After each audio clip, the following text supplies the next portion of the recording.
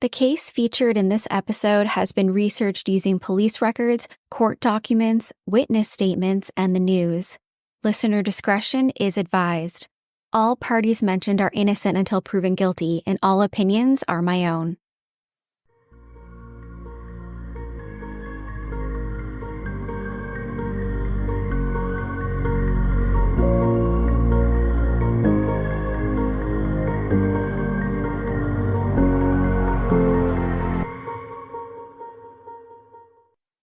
Hey everyone, my name is Nikki Young, and this is Serial Napper, the true crime podcast for naps.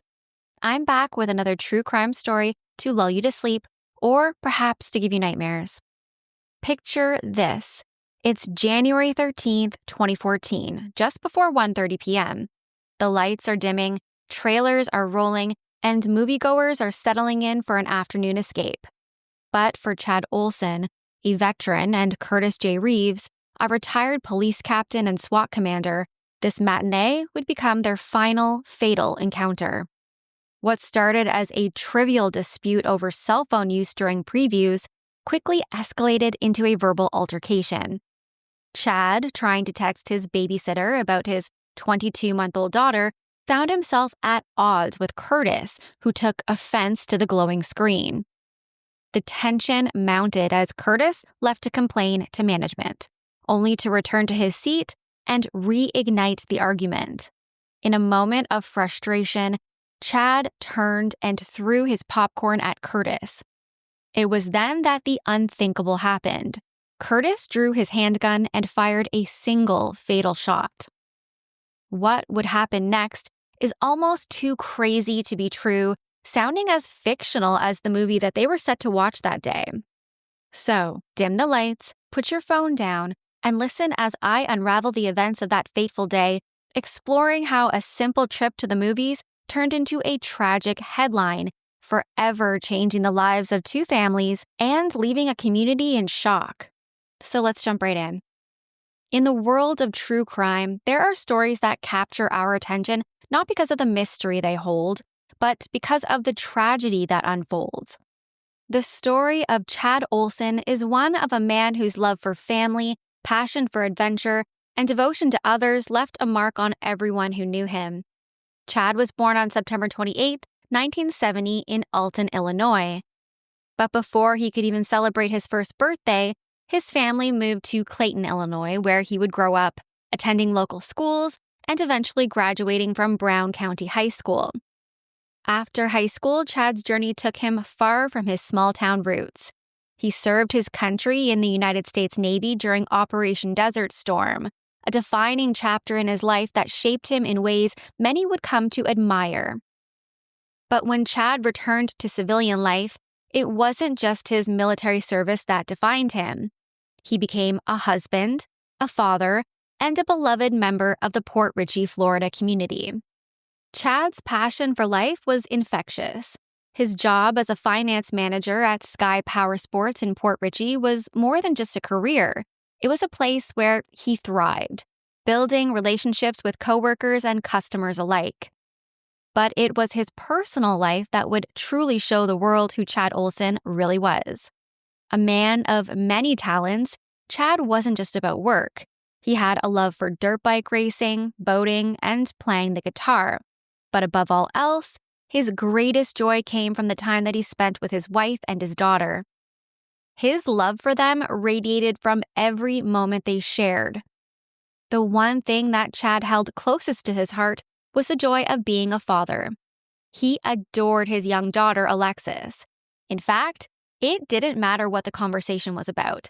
Chad would always find a way to bring it back to something that his daughter had recently done, or the latest adorable picture that he'd posted on Facebook. His feed was a gallery of family moments, pictures of him with Alexis at the beach, at Halloween, her riding a pony, simple, beautiful memories that spoke volumes about the love that he had for his family. It was clear to anyone who knew him, Chad was the type of man that you wanted in your corner. The kind of person who made you laugh, made you feel seen, and made you want to be a better version of yourself. But as with all true crime stories, The peace that Chad had built was about to be shattered.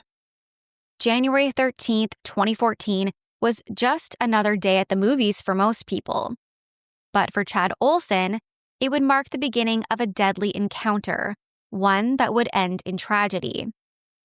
Curtis J. Reeves Jr., a 71-year-old retired police captain, walked into the theater that afternoon carrying a .38 caliber handgun in his pocket. He and his wife were there to watch a matinee showing of Lone Survivor. Perhaps, like most moviegoers, they didn't give much thought to the previews flashing across the screen. But there was one message that seemed to capture Curtis's attention, one urging viewers not to talk or text during the movie. We've all seen those screens come up that say, "Turn off your cell phone, please." Little did he know that very warning would set the stage for what was about to unfold. Sitting in front of Curtis were Chad Oulson and his wife, Nicole. As the movie began, Chad, ever the devoted father, pulled out his phone to text the babysitter about their young daughter, Alexis. The glow of his phone lit up the darkness of the theater, a small light visible to those who were seated around him. One of those people was Charles Cummings, a 68-year-old former Marine who was seated just a few rows ahead. Charles would later describe Curtis Reeves as aggressive, a man who at one point had kicked the seat in front of him, visibly agitated by something. So what was troubling Curtis? Well, the answer was simple: Chad Oulson's phone. Curtis asked him to stop texting, but Chad, ever the doting father, explained that he was just checking in with the babysitter to make sure that his 2-year-old daughter was okay. Charles, who could hear the exchange from a few seats away, recalled Chad Oulson saying something like, "I'm just texting my 2-year-old daughter." But despite the reasonable explanation, Curtis wasn't satisfied. He stormed off to find a theater manager, but when he returned, he was alone. However, the tension, it was mounting. The disagreement between these two men escalated. Another moviegoer, Mark Douglas Turner, who had spent 27 years in the Air Force, he recalled a calm and composed Chad Oulson say, "Do you mind? I've got a voicemail from my daughter's babysitter. Do you mind if I check to see if my daughter's all right?" It was an innocent request, a father simply wanting to make sure that his child was safe. But that's when the atmosphere shifted. The words got louder as the two men began to argue back and forth. The tension grew, and what had been a simple disagreement over phone etiquette now felt like something far darker. And then Chad Oulson made a fatal move. He stood up and he faced Curtis Reeves. Then he threw his bag of popcorn at him, with some of the kernels apparently hitting Curtis in the face. The movie theater was still dark. The movie hadn't even started yet, and Curtis would later say that he wasn't exactly sure what was thrown at him. He only saw it as a dark object. That's when he reached for his .38 caliber pistol and fired a shot directly at Chad. Chad's wife, who had placed her hand on her husband's chest when he stood up in an effort to get him to sit back down, would be struck in the finger by the bullet as it entered her husband's body. According to other moviegoers, Chad yelled out, "I can't believe he shot me," as he stumbled back and fell on the person next to him.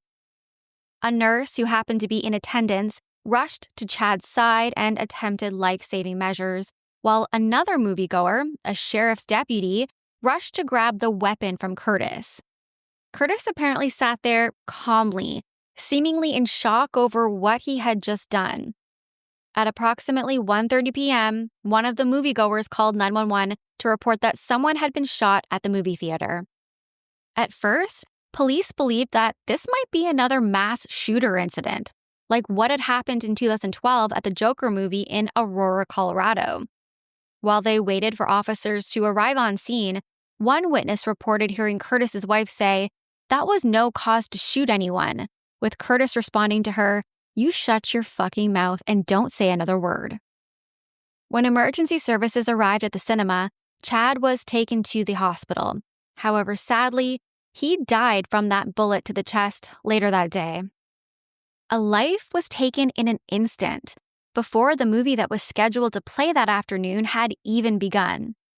Investigators immediately wanted to speak to the shooter, Curtis Reeves, in order to get his version of events. Now, I have a transcript of his first interview with an officer, so I'll read to you a little bit about what he says happened that afternoon. This is his story from the point of view when he came back to the theater after leaving to go talk to the manager. So here's a little bit of it. It goes, he said something about I don't remember, if it was any of your fucking business. I was texting my daughter or something like that, and you stay the hell out of my face. I think that's when he said that. See, and his wife is holding him back. So I had sat down, and I think I got the bag of popcorn from my wife. And so he jumps up and he turns around and he stands in his seat, which was, well, you saw the crime scene. He was off to the right of me. So as he's pushing on the back, there's a crack between us.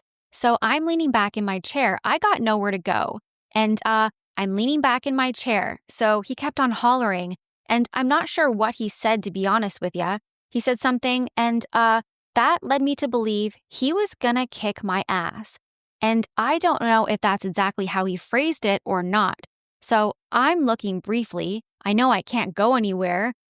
So I'm leaning all the way back in my chair as far as I can get away from him. And suddenly, he's virtually on top of me.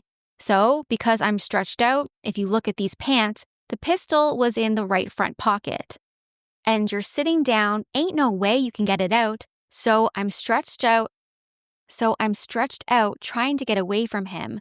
My left arm is in front of me, and I think I'm saying either no, no, no, or whoa, whoa, whoa, one or the other. And then suddenly my head was to the right. So he hit me with something, and I assume it was his fist, but I didn't know. Something was wrong with my left eye. Anyway, I had him wash it out for me. So he hit me with his fist or with something.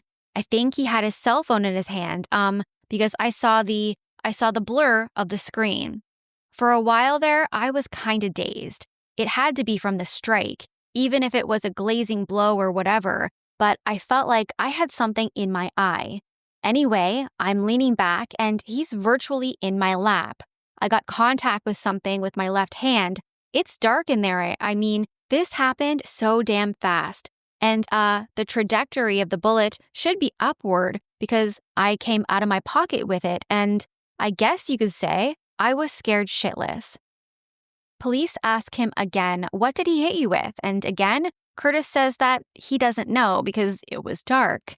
They ask him, what made you shoot him? And he responds, well, I guess it scared the hell out of me. I thought the guy was fixing to beat the shit out of me. The aftermath of Chad Oulson's death stunned those who knew the man responsible for his killing, Curtis Reeves. A retired police captain, respected and admired for his long service in law enforcement, Curtis Reeves was a man that many had trusted and looked up to. In fact, his neighbors described him as kind, friendly, and devoted to his family. He'd been married to his wife since 1967, and he was known for attending Bible study, always with a smile on his face. But on that day in the theater, something shifted. Curtis, who had served as a commander in the police department for almost 17 years, shot and killed Chad Oulson. The shock was palpable. Many people couldn't reconcile the man that they knew with the events that transpired. Curtis Reeves was charged with second-degree murder for the killing of Chad Oulson and aggravated battery for injuring Nicole Olsen. His lawyer, Richard Escobar, argued that Curtis had acted in self-defense, claiming that he had been hit in the face with something other than popcorn and he feared for his life. His defense hinged on Florida's Stand Your Ground law, which states that a person under threat has no duty to retreat before using lethal force.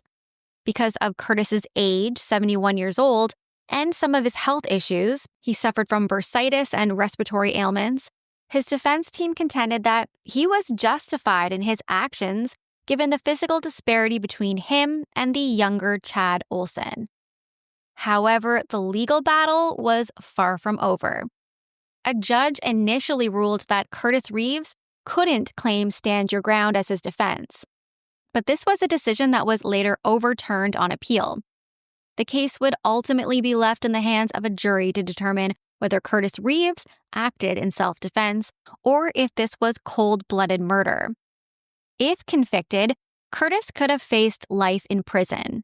The question remained, was this a tragic case of a man defending himself, or was this the act of a man angered over thrown popcorn? This case, which began in the dark of a movie theater, would captivate the nation as it raised difficult questions about self-defense, age, and the consequences of a fleeting moment of tension. 8 years after the incident, in February of 2022, Curtis Reeves went on trial. As the proceedings unfolded, new details began to surface. A woman came forward telling prosecutors that just 2 weeks before the fatal shooting, Curtis Reeves had threatened her over texting at the movies. So, was this a pattern? Charles Cummings, the former Marine who had witnessed the altercation in the theater that day, added his voice to the conversation too, asking, "What's he bringing a gun to the movies for? That's a happy place. No one is going to kill you there, except that he did go there and kill someone." And remember, it should be noted that there were literal signs at the movie theater saying that you're not allowed to bring a gun in there. The defense would argue that Chad Oulson wasn't texting at all, but instead, he was looking at Facebook before the shooting, a point that sparked its own debate. Would it really matter if Chad was checking Facebook instead of texting the babysitter? Did that change the nature of what happened? Or did it somehow justify the deadly force that was used against him?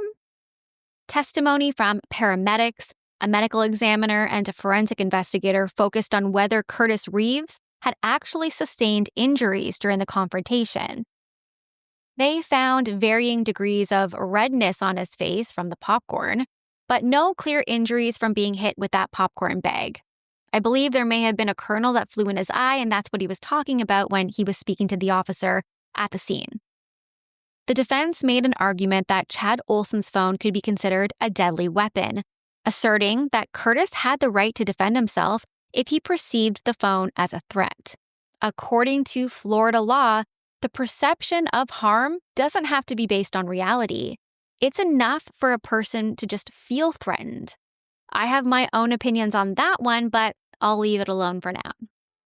In a motion for a judgment of acquittal, the defense argued that Curtis had every right to use deadly force because he claimed that Chad had either thrown the phone at him or was about to throw the phone at him. But the judge denied this motion, siding with the prosecution's argument that no evidence suggested that Chad Oulson had actually thrown his phone at Curtis Reeves.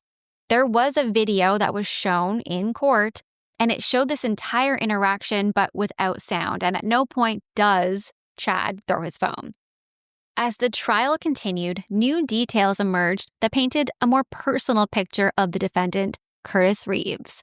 The defense team made a deliberate attempt to portray him as a frail, aging man who, in their view, was physically unable to defend himself in this confrontation, the confrontation that he started.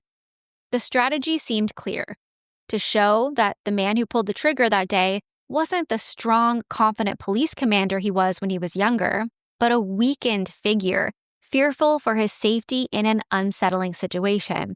Again, in my opinion, an unsettling situation that he caused. Curtis's adult children were asked to take the stand, and they were visibly emotional as they described their father's declining health. His son and daughter described a man who had once been physically active and strong, someone who could lift heavy weights, paddle a kayak, and chase after his children and grandchildren. But in the year leading up to the shooting, they explained that that man was slipping away. Jennifer Shaw, his daughter, tearfully recounted on the stand the moment when she saw her father struggling to pick up his granddaughter. She described a man who had once been the picture of strength, now asking for help to dismantle a kayak paddle. She said, quote, "It was hard to watch.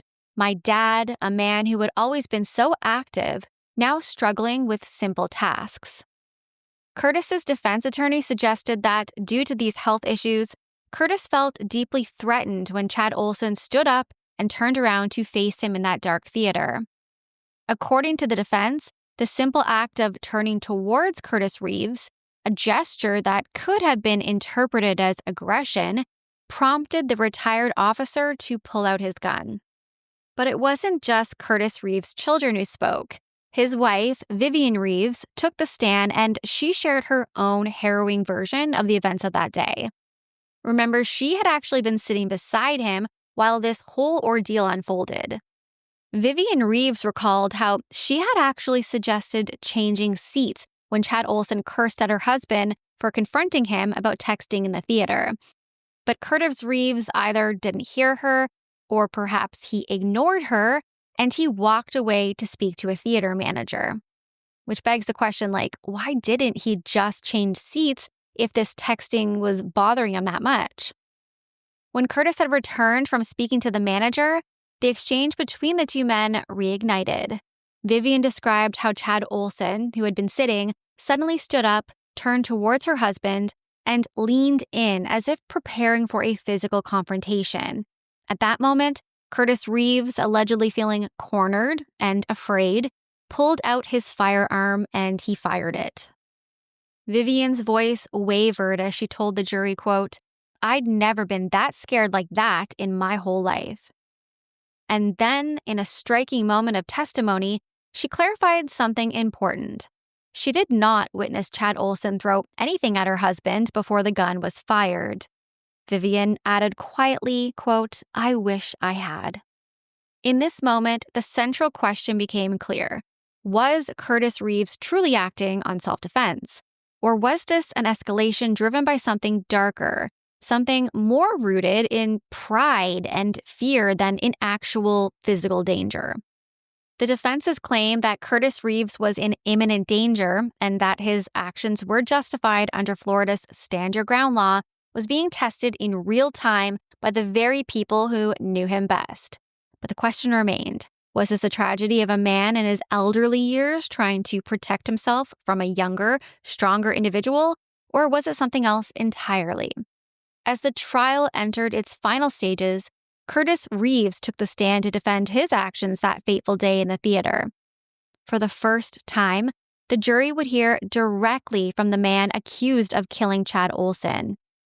His testimony was both compelling and chilling as he recalled his version of events leading up to the fatal confrontation. Curtis explained that he initially did not perceive Chad Oulson as a physical threat. Instead, he described him as a mouthy and profane moviegoer who simply refused to follow the theater's rules. The light from Chad's phone in the darkened theater had irritated him, but Curtis said that, at that point, he never thought the situation would escalate into violence. But things took a turn when he returned to his seat after speaking with the theater manager. According to Curtis, Chad's behavior had suddenly shifted. What had started as a simple argument turned into what he described as explosive behavior and uncontrolled rage. Curtis said that in an instant, he felt something strike him above his left eye. He wasn't sure if it was a phone or a fist, but it left him disoriented, and his glasses were knocked off his face and his vision was blurred. It was in that moment, as he struggled to regain his bearings, that he noticed Chad was standing up, turning around, and allegedly coming toward him. He said, quote, "I'm sitting in a completely defensive position, and he's standing up. He looked like a monster in front of me. I had nowhere to go and no way to get there." Curtis insisted that he didn't shoot Chad Oulson because of the popcorn. He had no recollection of Olsen throwing anything at him. Instead, he said, he shot him because he believed that Chad Oulson was about to seriously injure or even kill him. He said, quote, "I shot Mr. Olsen because I thought he was going to seriously injure me or potentially kill me. I didn't want to shoot anybody. I came to the theater with my family to enjoy a movie, not to be attacked by a man who was out of control." But in the aftermath, as the trial unfolded, Curtis Reeves expressed deep remorse for the consequences of that day. He spoke about his regret and the toll that it had taken on everyone involved.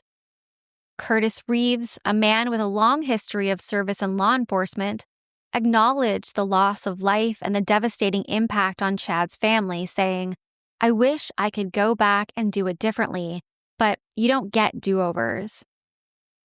After several days of deliberation, the jury returned with their verdicts. As for the charge of second-degree murder, not guilty. The charge for aggravated battery against Nicole Olsen, who was shot in the hand that was on her husband's chest, not guilty.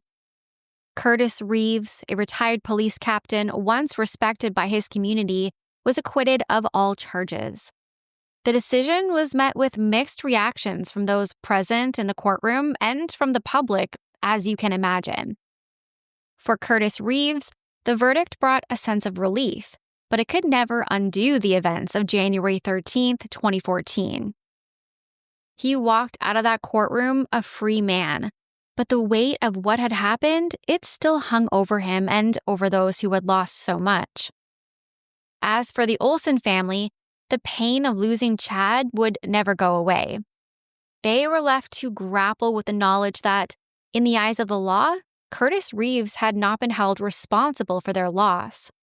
The trial, the verdict, the legal arguments, none of them could bring Chad back or erase the scars left on those who loved him.